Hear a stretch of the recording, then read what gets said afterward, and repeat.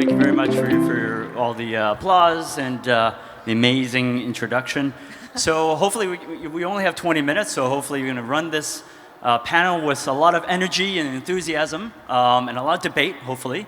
And hopefully we can get the blood pumped up, but also intellectually be able to stimulate the entire audience. Unfortunately, my dress attire is not as good as Jung-hee, so visually I don't have the same impact. So let me just do a very quick introduction to everybody on the panel. We're also going to do a we're going to do a mix of between Korean and English. So I'm Tak Lo, I'm the CEO of Zeroth. We're an accelerator focused on AI and machine learning. To the left of me, we have Pete, CEO of Source, which aims to make AI data secure and safely used so that all AI companies in the world can use it. I've got Yeha Lee, CEO of VUNO, a company developing AI-based medical software to cure cancer. Next, Franklin from Google, who leads strategic investments and M&A for Google in North Asia. And next is Simon from Hashed, co-founder and managing partner of the world's leading crypto and blockchain investment fund. And last but not least, we have Alex from Nabla, a startup focused on fixing the extremely broken European healthcare system. So, first question. As an investor, if you had $100,000, $200,000 US dollars, and it could be startups in the audience, what would you invest in? What applications excite you? And do you believe in core technology innovation or application-based? Would you invest in something application-based or core technology? If you had $100,000, $200,000, what would you invest in now? Anybody want to take a stab? So I would invest in two things, education and health. I think most of the problems in the world can be solved if you have educated and healthy people. So it's like the root solution of everything else. And in terms of core tech versus application, I would definitely invest in applications. I think core tech has to be financed by research, should be open source, and it's not a startup's job to develop core tech. I would concur with that. I think healthcare is definitely an area. In fact, we invested in healthcare companies using AI. I think another one, education, but I won't do on that. Another one is probably manufacturing. If you see a lot of the developments in the internet the last decade, it's a lot about 2C, right? But I think the next decade will be a lot about 2B. So manufacturing, industrialization, and that's where I think AI can benefit. Okay, I would like to invest on the data to any technology or a tool to reduce the price of the data, because we have a huge number of data, but many of them have some privacy and copyright issues, and we need to annotate them or process them. So the cost has been increased a lot. So we need a tool to reduce the cost. In the blockchain space, base layer project, including Ethereum or EOS and Extra, already being matured a lot, and I think it's the timing for building the real application on top of these blockchains. So I think there will be lots of opportunities for investing in application sector in the blockchain space very soon. Especially, we are bullish about two sectors. The number one is decentralized finance, and the other one is blockchain gaming.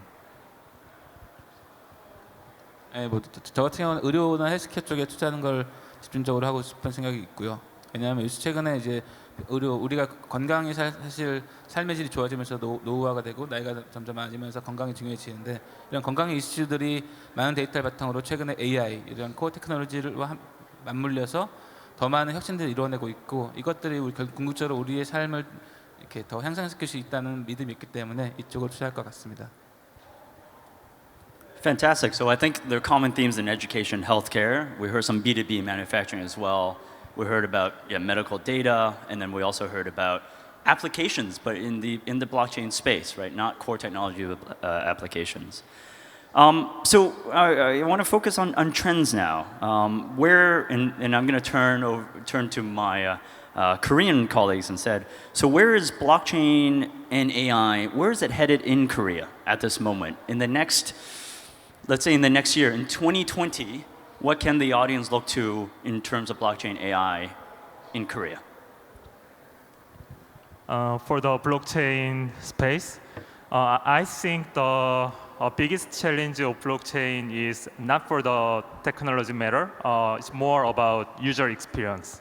So to use a blockchain application, there are so many difficult steps for non-crypto users, including save the private keys or install the app browsers and connect the private key to the app browser. So that kinds of steps are really tricky, and I cannot push my mom or father to use it. But early next year, the two messenger-backed blockchain came out in South Korea and Japan. The first one is Clayton backed by KakaoTalk, and the other one is Link by Line. The reason why I mention Link is because the mother company of Line is Korean company named Naver, and the blockchain development team is led by Korean developers. So the beauty of this messenger-backed blockchain is the crypto wallet already integrated on top of the messenger we use in daily basis. So every single South Korean or Japanese people can jump into the crypto space without any specific knowledge how to manage crypto or how to use crypto.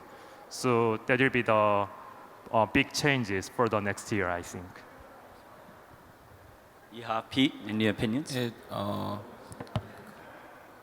그 블록체인의 사실 기술적 발전 가능성은 사실 제 전문 영역이 아니어서 잘 설명드리기 곤란하지만 저는 블록체인이 적용될 수 있는 가장 되게 중요한 영역 중에 하나가 이제 의료 헬스케어 분야라고 생각합니다. 이쪽에서 이제 현재 많은 우리의 건강 정보나 의료 데이터들이 사실 병원에 집중되어 있는데 이것들을 우리가 일반적으로 개인들이 환자들이 우리의 건강을 위해서 사용하기 위해서는 데이터가 우리가 쉽게 액세스 가능하고 또 우리가 스스로 관리하면서 이렇게 새로운 정보를 추가할 수 있어야 되는데 그런 것들이 병원의 어떤 그 중심화된 어떤 그 센트라이즈된 병원에 있는 것이 아니라 블록체인 기반으로 해서 여러 군 이렇게 같이 우리가 소식할 수 있고 또 블록체인 테크닉을 활용해서 그런 우리의 건강 정보들이 어떤 그 무결성을 또 같이 쉽게 입증하면서 나갈 수 있는 영역으로 생각하기 때문에 조만간 머지않은 미래에 사실 그런 블록체인과 헬스케어를 접합한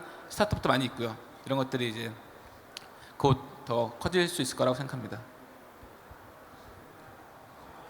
Okay, I think there has been some issues on some AI because some AI makes people be comfortable, but there are some fears on how the technology has been made and which data has been used to make the technology. So I think the blockchain can record everything, how the technology has been made and who have contributed the technology. So then they can everyone who contributed to the AI can be rewarded secure, transparently, and we can enable the more secure AI that we can safely use.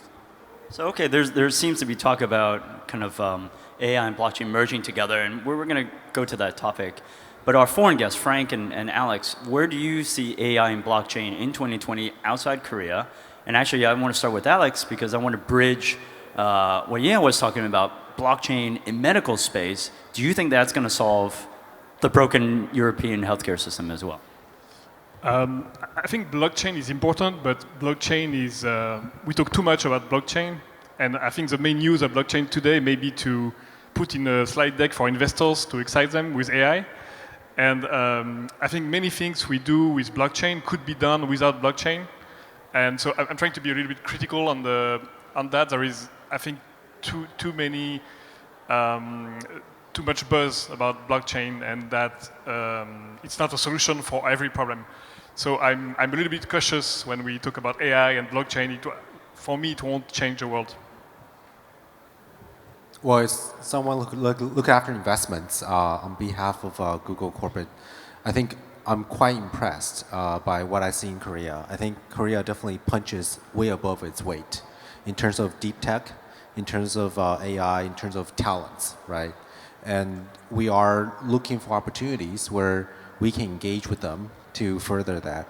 Of course, one of the challenges, I think, when you look at Korean startup or AI ecosystem versus some of the regions, is probably the access to data, right? And this is something that, for example, Pete is trying to work on.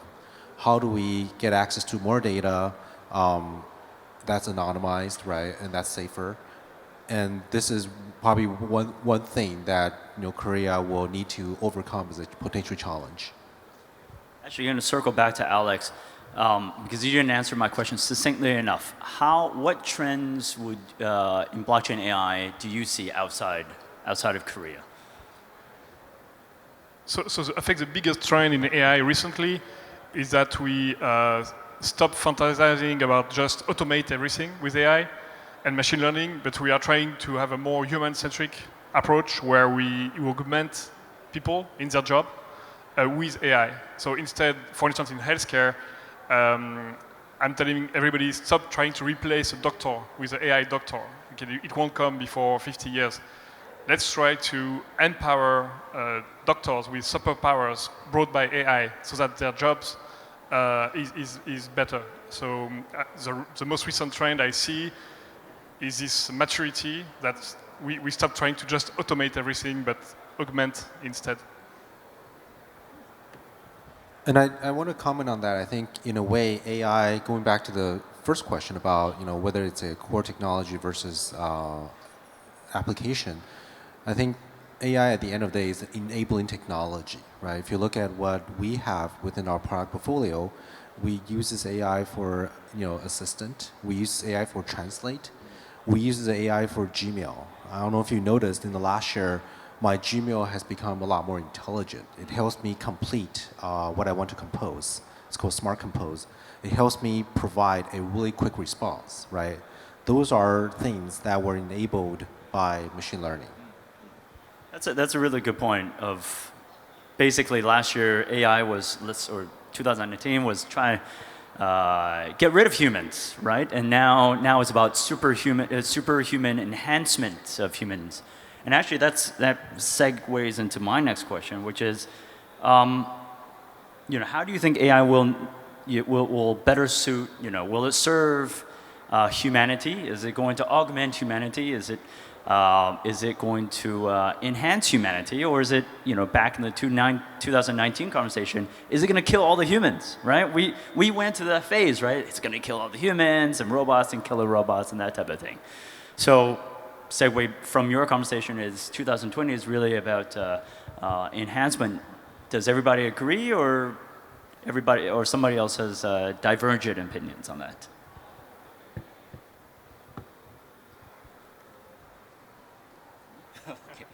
I think if the technology's usage is properly controlled or maintained, then I think the AI will absolutely make the human being very, very comfortable, and AI assisted something like the tools for the medical imaging helps the medical doctors a lot. This is just an example. We are using so many AI-based tools like the photo editing automatically, and so I have no concern or any doubt that AI will absolutely make people be happy and comfortable. I think the biggest challenge for human being for next 10 to 20 years is disappearing of the job place, all the job place, because of the artificial intelligence. So I'm quite sure the human being will not be the subject of the producing anymore in the near future. So what do we do next? And how can we prove our value in the future?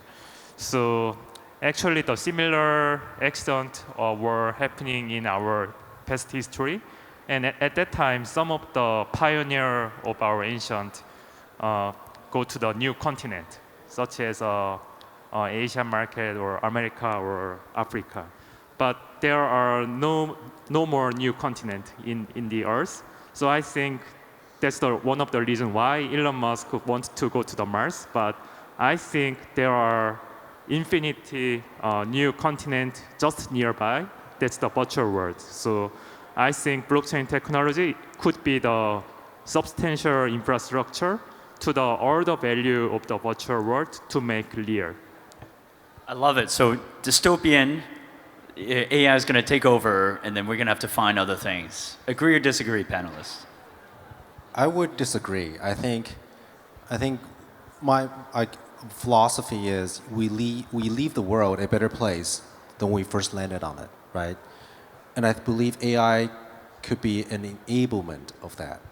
If you think about the coming of the automotive industry, I mean, people would think about, oh, when auto comes, all the horse, caregiver, all the carriages, carpenters, they will be gone. But the reality is, automotive industry ushered in a completely and major, part of our GDP, right? And I think AI might do the same. Things that we couldn't thought of.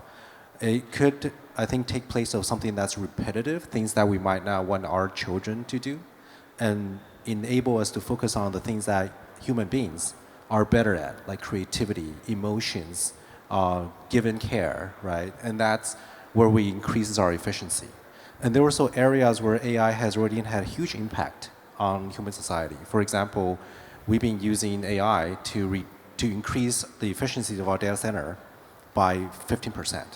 And that's like hundreds, if not billions of dollars of CO2 emission reduction, right?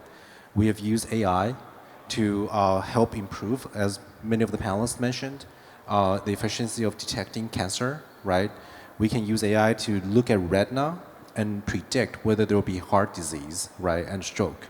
Those are things that were not available to us without the advent of AI. That being said, I do believe we have to be very responsible on how we look at things. Just like when we look at any new industry, I think there's got to be a lot of thoughts put into the rules and the process to make sure, bad things don't happen. 네, 저도 사실 동의한 비슷한 생각인데요.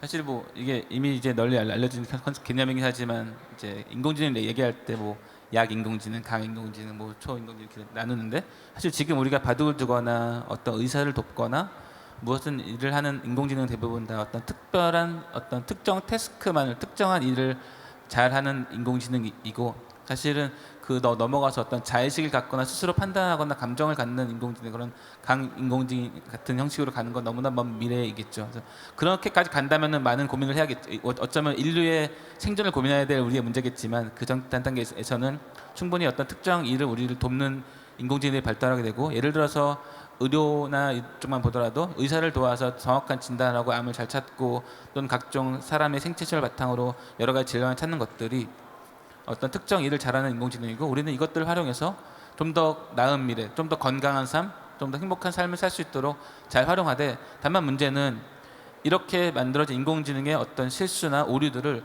누가 어떻게 책임질 것인가 그것에 대한 예를 들면은 인공지능이 암을 판단했는데 이게 틀렸다면은 이것은 의사의 책임인 것인가 인공지능 책임인 것인가 또는 자율주행차가 사고를 내면 누구 책임인 것인가 같은 것들을 우리가 전체적인 사회적 합의를 통해서 잘 컨센서스를 도출한 것들이 중요하다고 생각합니다.